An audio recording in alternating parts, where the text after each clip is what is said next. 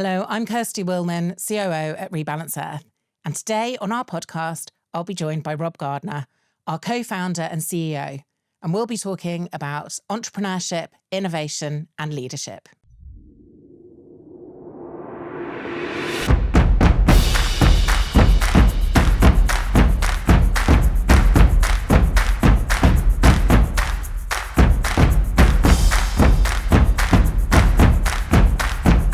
I'm here today with Rob, and if you don't know him, he is a dad of two gorgeous girls, a husband, a tennis player, an author, a mentor, and in amongst all of that, has found time to also be a serial entrepreneur.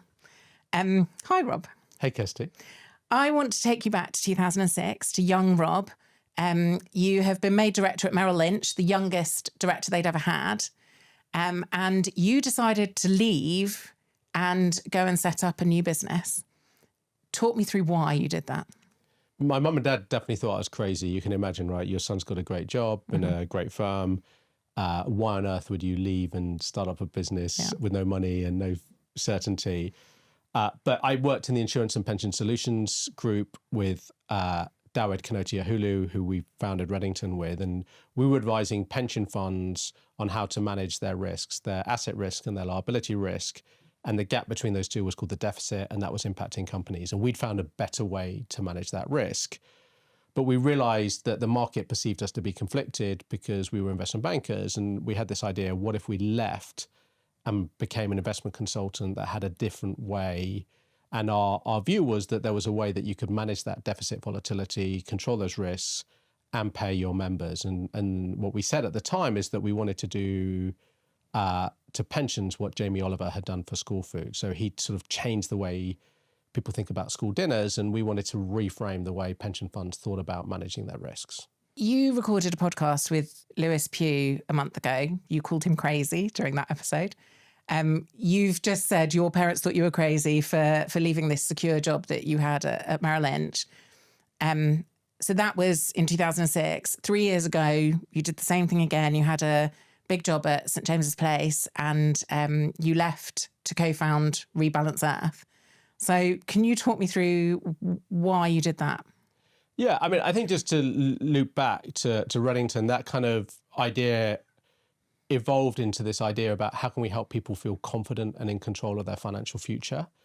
And the purpose statement for Redington became, how can we help make 100 million people financially secure? So that was the North Star for Redington. And when people think of Redington, they think of that. And the important thing to say is that we came up with this sort of purpose statement well before it was popular to talk about purpose, long before Harvard Business Review and McKinsey were all saying every company needs to have a purpose. That was something that came from within. As I say, it came from, we wanted to do to pensions what Jamie Oliver had done for school food.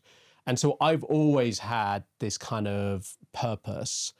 And I'm very lucky. I'm mentored by a guy called Mike Harris, who I know you've got to meet as well. For those who don't know Mike Harris, he founded First Direct. He convinced Midland Bank to set up telephone banking in the 1980s. It was crazy. He then went and worked for a company called Mercury. And then in the late 90s, he founded Egg, the first internet bank. And he always talks to me about a purpose beyond money. And so the guiding thread for Red Start Financial Education, for Redington, for Save Your Acorns, has always been this idea about how can I help people feel financially secure? How can I help them achieve financial freedom? Over time, that became financial freedom in a world worth living in. So can I teach people how money works and how to make it work for them? But more importantly, how can money be a force for good?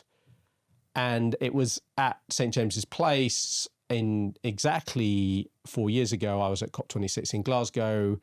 We'd been implementing some of these ideas about making money a force for good. But I realized there was more that I could do. And this kind of inbound climate and nature crisis, we've lost 70% of our biodiversity, risks are getting a lot worse, and we can unpack that. My purpose shifted more to how do we create a world worth living in? And it became one of those moments. It took about a year to make the decision to leave a really good job. And, I was potentially a candidate to be the future CEO of a FTSE 100 company, which is an amazing place to be, an amazing opportunity.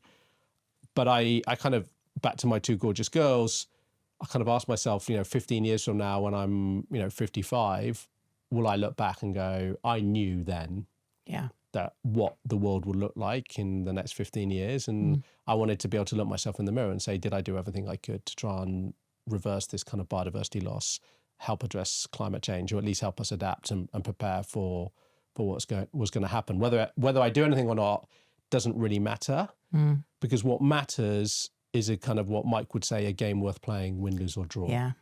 And it's that tipping point where something is going wrong, but you decide not to do anything about it and you almost become complicit in it. It's like the power of inaction, which is terrifying. That's exactly right. If I didn't do anything, then I would have been complicit in just playing the current game, being well paid, having a great job, but just as things progressively ticked along and got worse. But you started your career in investment banking, which isn't known for being purpose-driven. So why that shift? Was that a shift, or were you always purpose-driven, but in investment banking and then more guided by it? No, and I think that's, and of course everyone listens to a podcast and you have to have purpose. It's not something that, look, my purpose when I left uni, my mum and dad were both teachers. We didn't have any money. My purpose was to get as much money as quickly as possible. And if you were on the graduate scheme, and I did all the milk rounds, and guess what? I'd never heard of investment bank. I thought banking was sort of HSBC and Barclays, where I have my current account. Yeah. This word merchant banking or investment banking and M&A, that I was like, what is this world? My link in was that because I'd grown up all over the world, I really understood currencies. I lived in Argentina. I knew the exchange rate to every South American currency, to the US dollar.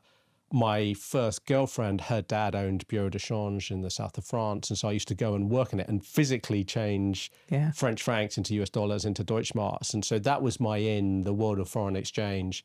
I have to say, I loved it. Somewhere on the internet, there's a cheesy video of me for the graduate program of 2000 to U2's A Beautiful Day. If you can find it and edit it in, it would be very, very funny. But it was a meritocratic environment. It was full of hustle muscle.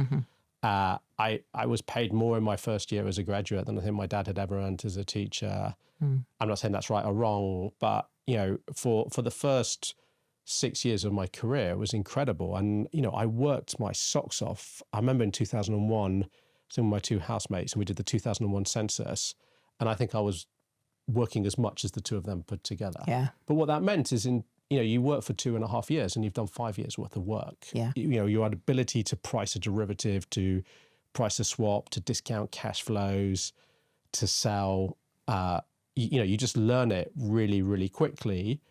But, I've never been motivated by the trappings of money. Yeah. I've always been motivated by I love finance, by the way. I love the logic, the problem solving of it. And that's why I moved to Merrill Lynch. I love the idea of using derivatives to solve this pension fund crisis. And I love the idea of using that skill set to help people have a secure pension and retirement.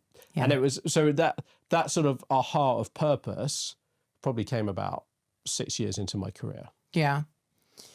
And then going back to Redington, so it's been bought now by Gallagher. It's just changed name. I've met a lot of ex-Redington people. There is a real pride in being a Redingtonian, as you call them. And you posted on LinkedIn about the change of name, and there was like this outpouring, people talking about you being a disruptor, about the culture at Redington, people saying there was a comment on there of like, it made me the leader I am today. There was clearly something really special about it. Did you know that at the time? Did you know that that's what you were building? Yeah, I mean, I think Dowd and I were very deliberate that there was lots of really good things about investment banking. I mean, I worked with some incredible people. I worked with some pretty nasty people. And so we wanted the best. We wanted to take the best of what was from investment banking, the hustle muscle, the intellectual rigor, the hard work, the meritocracy of it. But we also wanted to have a great team.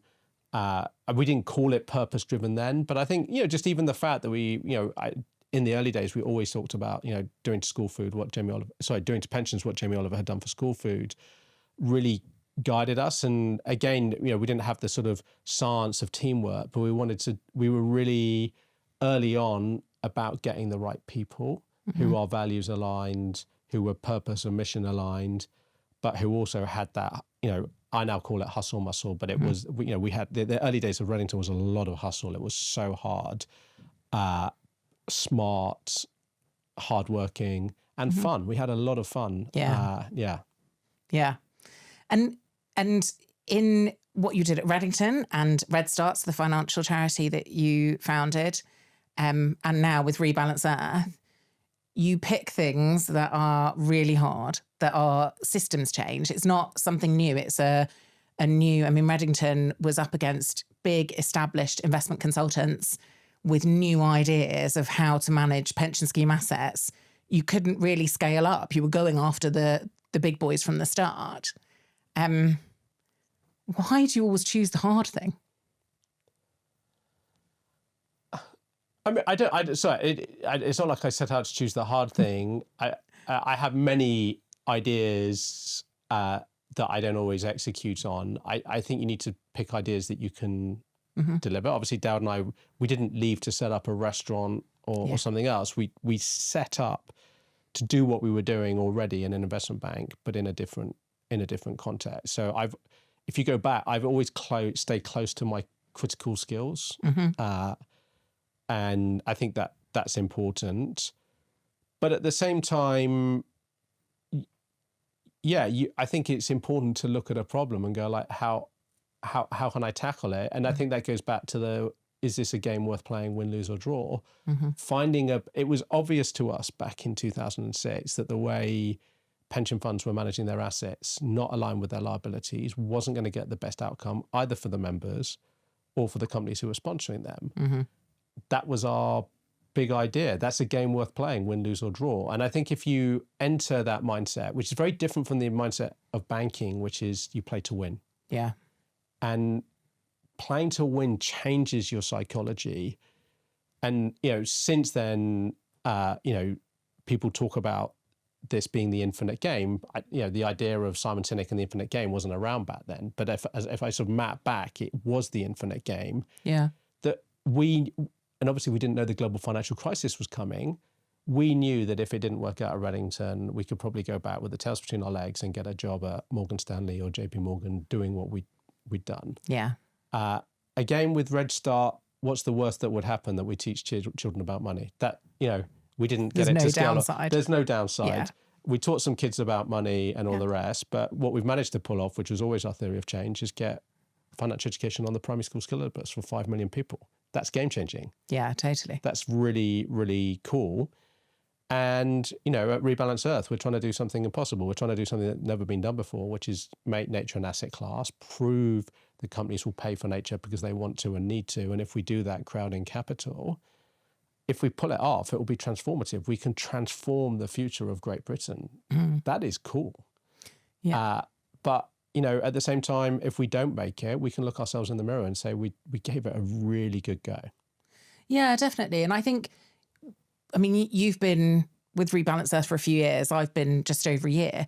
And even in that short time, I've seen the real shift in the narrative, the shift in the way people are thinking, the shift in the questions that we're being asked. Tell me what you think about that shift. So what has, in that shift of thinking, what have you thought, that's great, we've persuaded them of that thing, and what's the thing that we've got, or the things that we still need to work through to be able to scale this and change the nature world? Just going back, the truth with Redington, Red Start and Rebalance Earth is that you have to accept that people think you're crazy for an extended period of time. Yeah.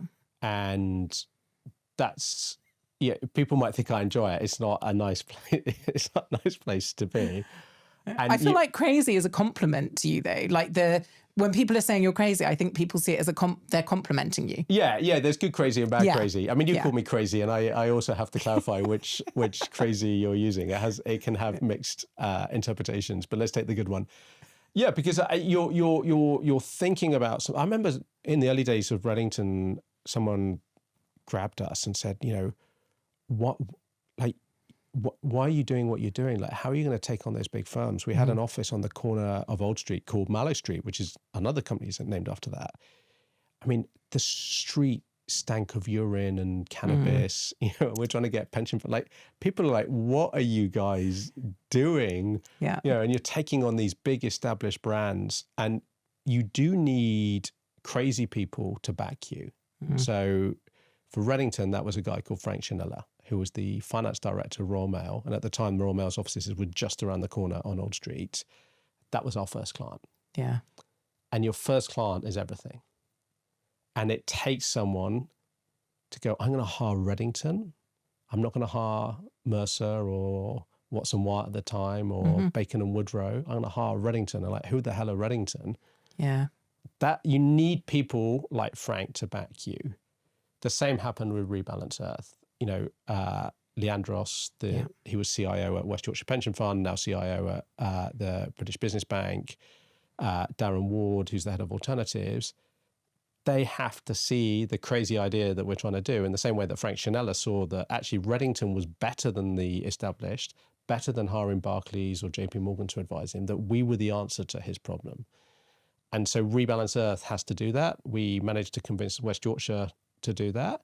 And then with that momentum, we then have to convince other people. So the next big milestone is, convincing Purina that they need to invest in de-risking their supply chain, and that the answer to that problem is oyster reefs. Like, who knew? Yeah. And highlighting to people that actually it's not as crazy as you think, because it looks like offshore wind. Yeah. If we were to draw it on a whiteboard, the deal flow and the structure, it looks like an octopus renewable energy deal where they're building offshore wind with a power purchasing agreement with the same cash flows. The only difference is it's an SPV, it's in the ocean, it's got a lease with the Crown Estate, but instead of basically a big wind turbine, it's an oyster reef.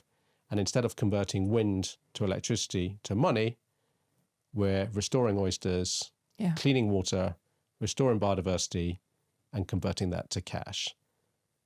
Once you say that and it's been done, everything changes. Yeah. But until it's done, it's not.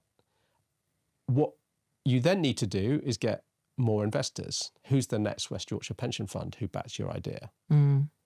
Who's the next Nestle Purina that backs your idea? And that's what we need to do. And, one of the things, I talk about the say-do gap, but we say this, we do that. We say this, we do that. And the more consistently you can do that every month, every quarter, every year, the more credibility you get. And that was the same journey that Redington went on. That was the same journey that Red Start went on. And that's the journey that we're on now. Yeah. I think the massive eye-opener for me with nature has been we invent lots of things to do something that nature can already do.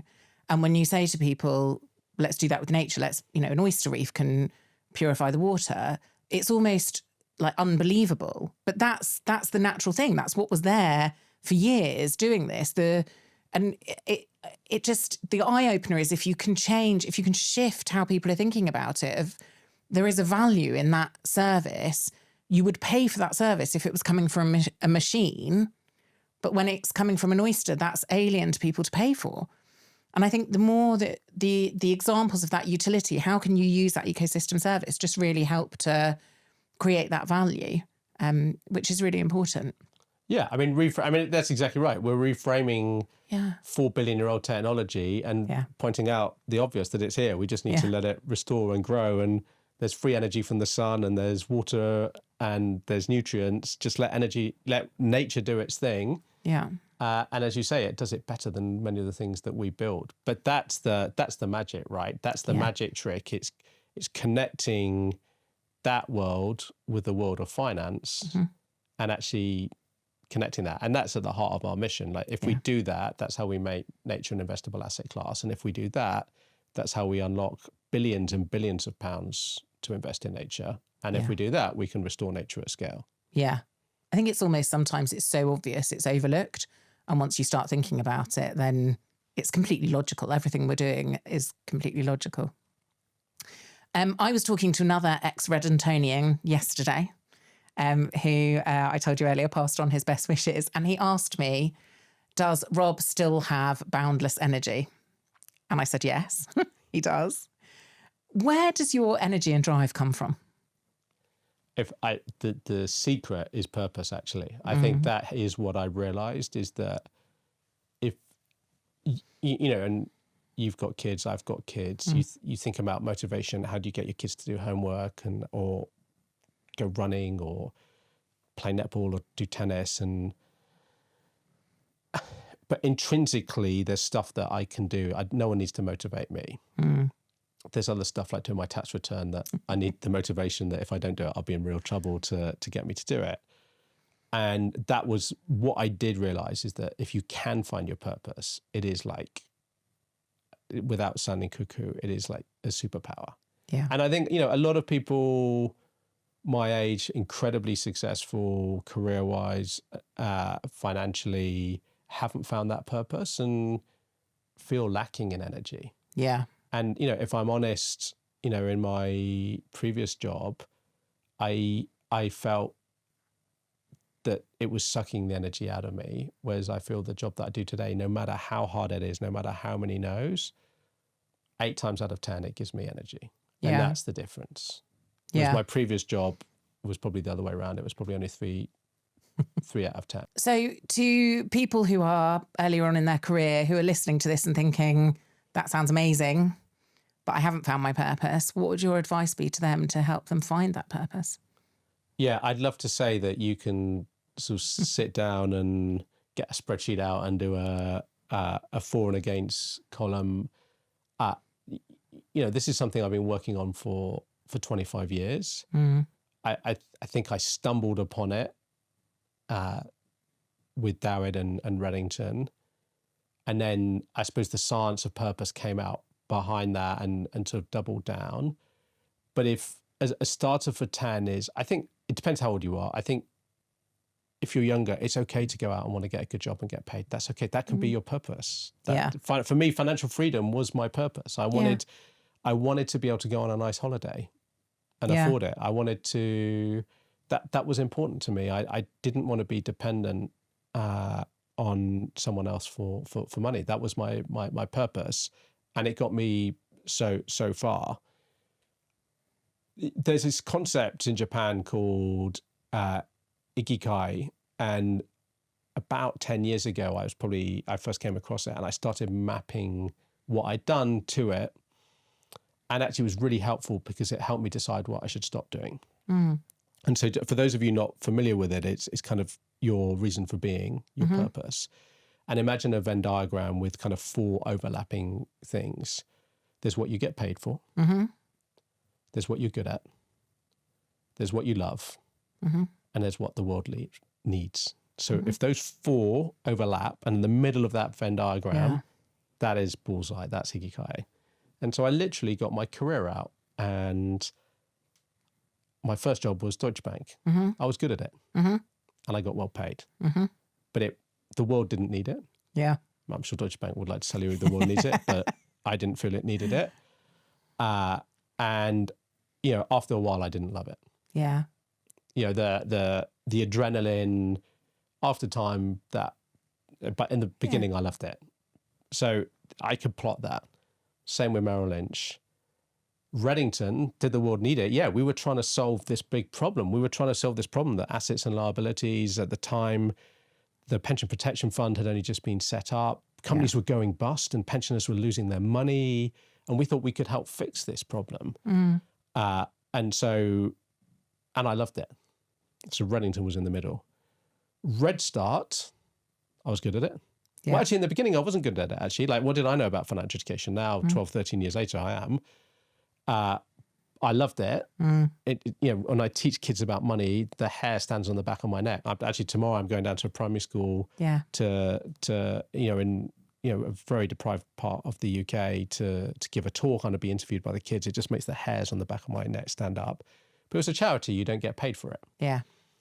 At the time, I was also part of Cancer Research UK's The Catalyst Club. And in 2017, I got the Flame of Hope. I was the #1 fundraiser for Cancer Research UK at the time. Helped them raise millions of pounds. Did the world need it? Yes. Was I paid? No, of course I was. Was I good at it?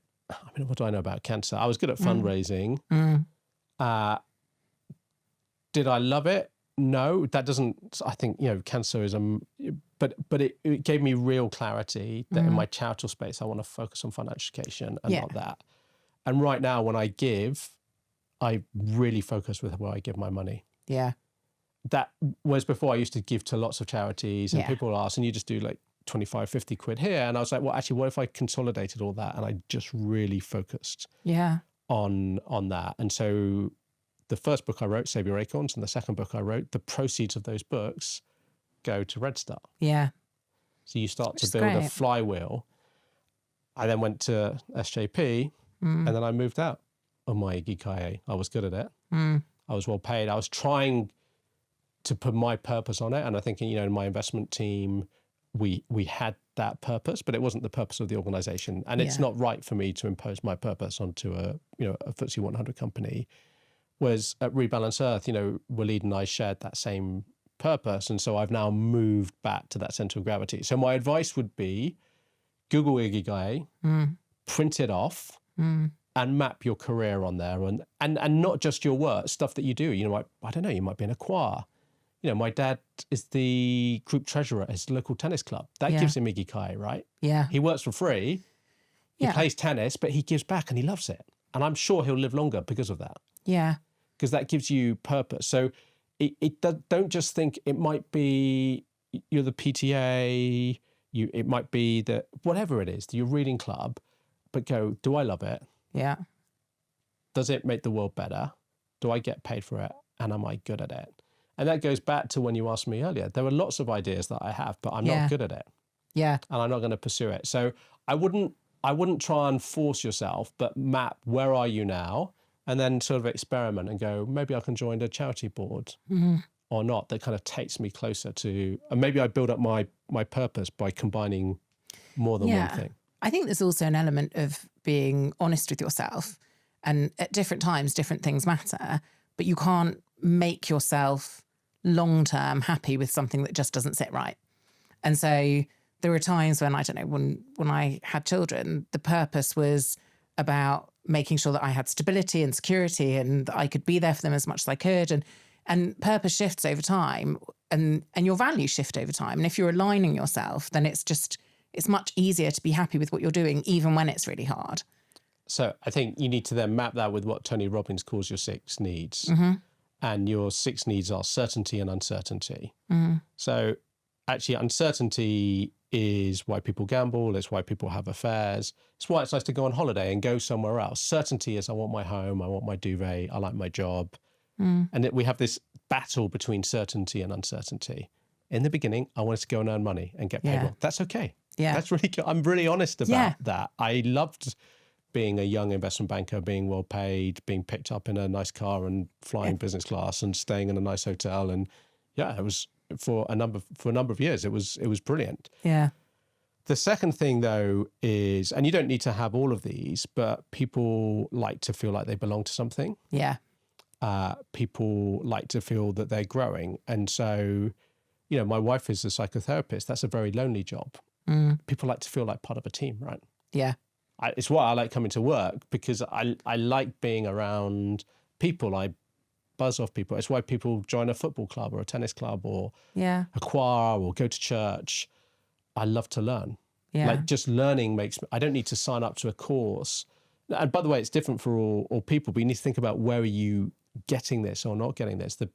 For my wife, it was a big thing moving from her job to being a psychotherapist and then not having that group people, that banter, that group bit. And so you need to go and find that elsewhere. Once you lock those in, and some people don't get there, and that's, the harsh reality is if you're fighting week to week, month to month for cash to look after your family and your kids, these things are all luxuries that we can't get. But then, this is where you start to move beyond that, which is, okay, there's only so much satisfaction. Then there's like, well, how can I give back? Yeah. Maybe I can give to cancer research. Like, what can I start to do for other people? And then, the biggest piece is that sort of like whole self-actualization and that bigger piece. But those last two only really come in when you lock the first one. And I think it's really important to be honest about right now I need financial certainty. That is a big thing. And the times we're living in right now, it's tough. Where do you think you're going to be in 10 years' time? Where? Wow, that's... How old your girls will be? Well, I will be 56. Yeah, my eldest will have graduated from uni, and my youngest will be at uni or maybe starting her own business or ruling the world. She'll be getting you to invest in her business. That's what she'll be doing. Hopefully, yeah. Look, for me, in 10 years' time, I'd still love to be, doing Rebalance Earth. I think my mantra is decades, not days. Redington was a 20-year project. Red Start has been going, 13 years. So, mentally, when I set off on this journey, definitely a 15-year journey. So I'd love to, 10 years from now, I'd love to see that the UK is the world's leading place in nature as an asset class, that you've got the ecologists, the people who understand the finances, you've got the policy, and people around the world. In the same way that everyone looks to America for AI, I'd love it if 10 years from now, everyone said, wow, the UK really cracked that. Isn't the UK the most climate and nature resilient country? Aren't people happier and healthier there? And there's thousands of people with really good jobs who understand the ecology, understand the hydrology, understand the finances, understand the policy. And actually we start to export that intellectual property to the rest of the world. That's my dream 10 years from now. And if you could go back to even earlier than Redington, if you go back to, you've just graduated university, is there anything you'd do differently to how you've done it? No, and I've thought this many times. So I had a place to join the army. I also had an NERC scholarship to go and study deglaciation in Pakistan. So I could have gone on to do a PhD. But I with hindsight, joining, finance and investment banking, especially in the 2000s, is like Formula One. I mean, it is intense. It is full on. It is brutal. I learned so much. And so many of the skills that have enabled me to do what I do today, I learned because of those early days at Deutsche Bank and Merrill Lynch. I'd have never met Dawid if I'd not gone to Merrill Lynch. And more importantly, I'd have never met my wife had I not gone to Merrill Lynch. So, the most important people in my life I met through making that career decision. And so on the mission to make a world worth living in, what's the one thing that you would ask everyone who is listening to this podcast to do? Well, everyone is a broad category, so it's probably more than one thing. But I think, so depending on where you are, I think there are multiple things that you can do. Like, one, who you vote for matters.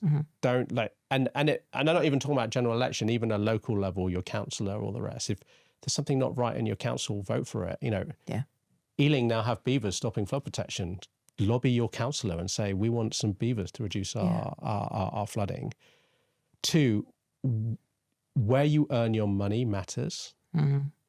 So if you're working for a firm that is not aligned, like people talking about where you invest your money, and I'll come on to that, but who you work for, that matters. So be thoughtful about the company that you work for. Two, obviously where you save your money and spend your money. These are all choices that reflect that reflect your values. And I would say just consume wisely.